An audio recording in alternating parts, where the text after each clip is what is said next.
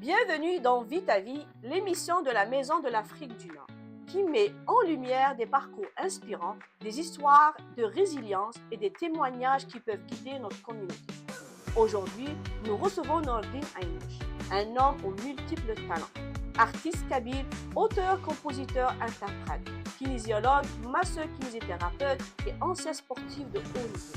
Originaire de Béjaïa, il a choisi de poursuivre son chemin d'abord en France, puis au Canada, où il vit aujourd'hui à Montréal. Son histoire est un bel exemple de patience, de persévérance et d'intégration. Nordine, pouvez-vous nous raconter votre parcours de Béjaïa jusqu'à Montréal? Bonjour tout le monde, Nordine Ainouch, originaire de Sidéïch en Algérie, issu d'une famille de sportifs et de musiciens. Donc j'ai baigné dans le sport et dans la musique depuis mon jeune âge, ce qui m'a poussé à faire mes études en sport à Constantine pour devenir entraîneur en athlétisme. Euh, j'ai dû quitter l'Algérie en 2002 pour aller poursuivre mes études en France et ma carrière d'athlète.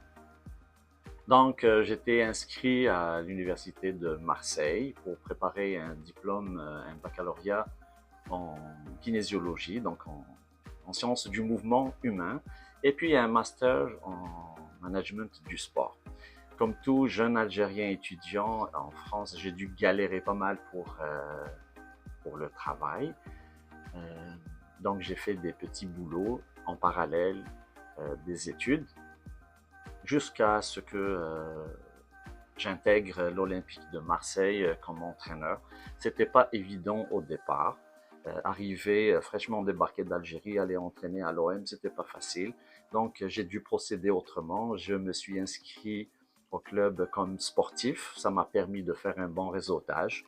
Et j'ai pu décrocher un poste pour entraîner les petites catégories. Puis une année plus tard, euh, séparer mon groupe avec mon entraîneur, donc entraîner les grandes catégories.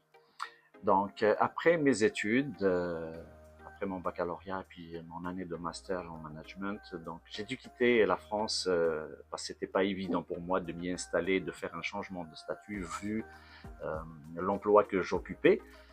Donc, j'ai dû quitter puis venir au Canada.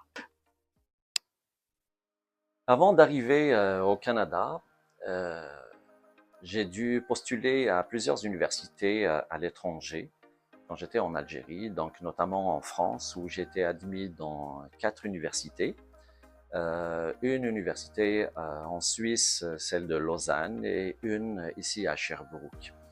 Mon choix c'est sur celle de France, vu les tarifs exorbitants de la Suisse et de Sherbrooke.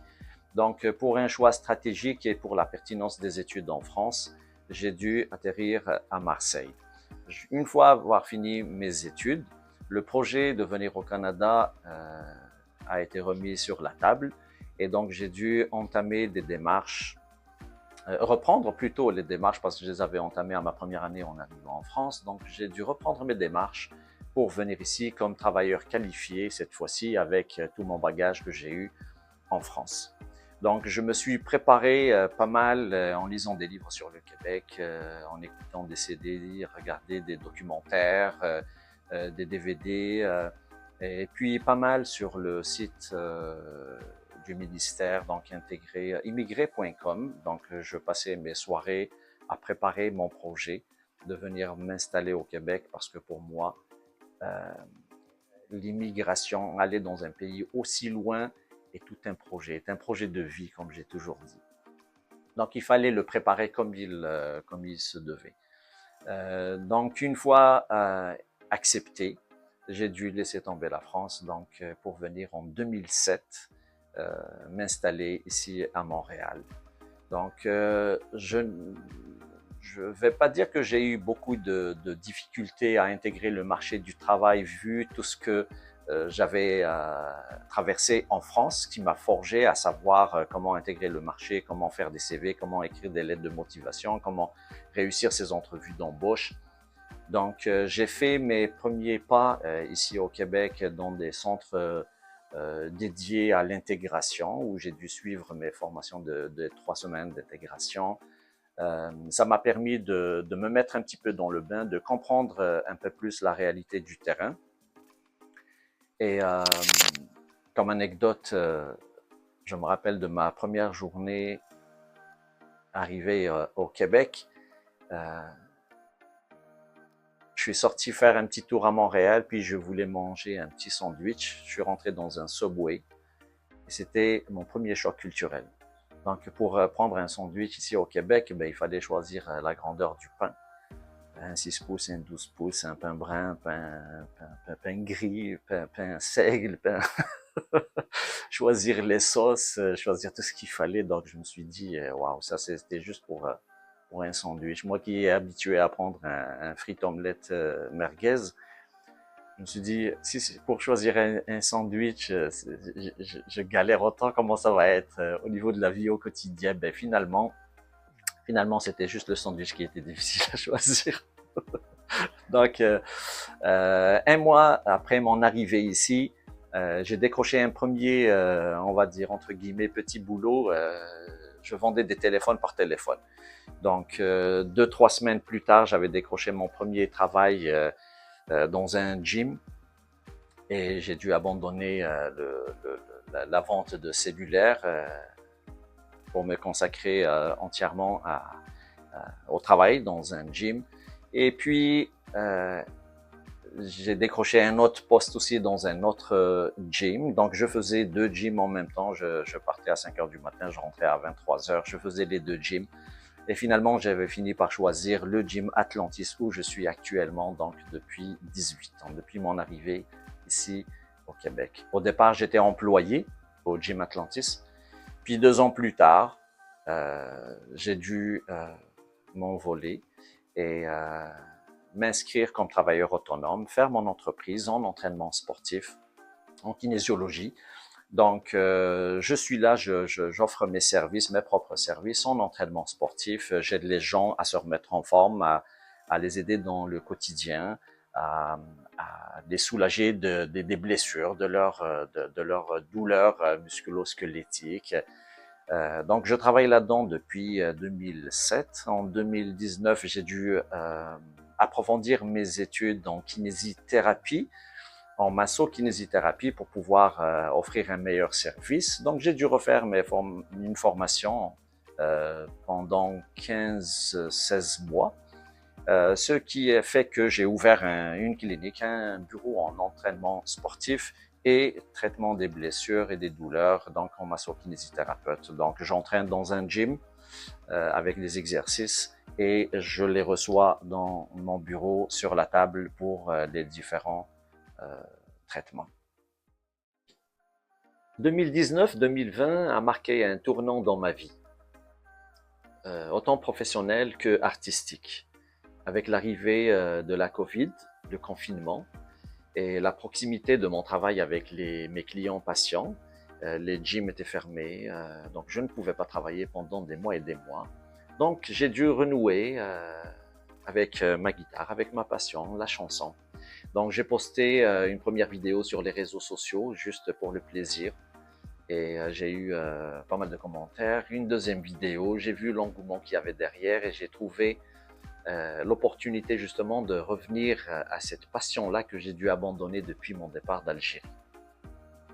Donc, et depuis, je n'arrête pas d'être sur les réseaux, d'interpréter pas mal de nos chansons algériennes et kabyles en particulier, d'être présent dans pas mal de festivals, de galas qu'on organise ici sur la scène montréalaise. Et aujourd'hui, pour mieux vous parler un petit peu de tout cela, je suis à l'aube de sortir ma première chanson que j'ai composée justement à l'âge de 18 ans, que j'ai peaufinée dernièrement. Et en exclusivité ici, j'aimerais ça vous l'interpréter.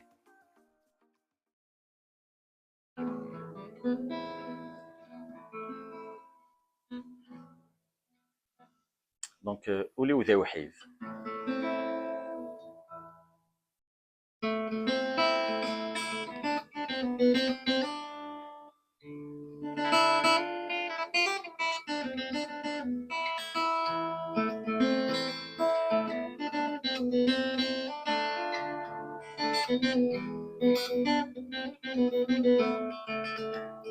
قولي وذا وحيد فلم يترو وريوفا ورز دي سلام قولي وذا وحيد فلم يترو وريسعى حد ذا معيوان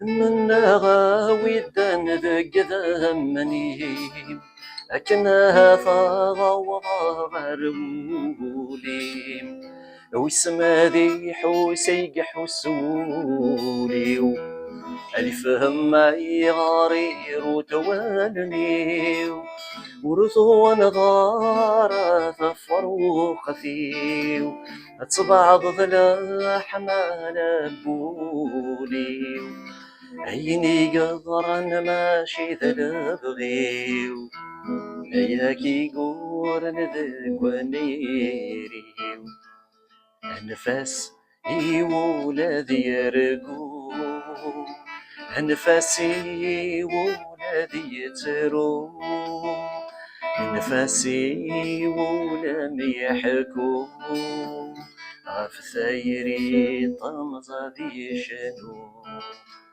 غف ثيري طمزة ذي شنو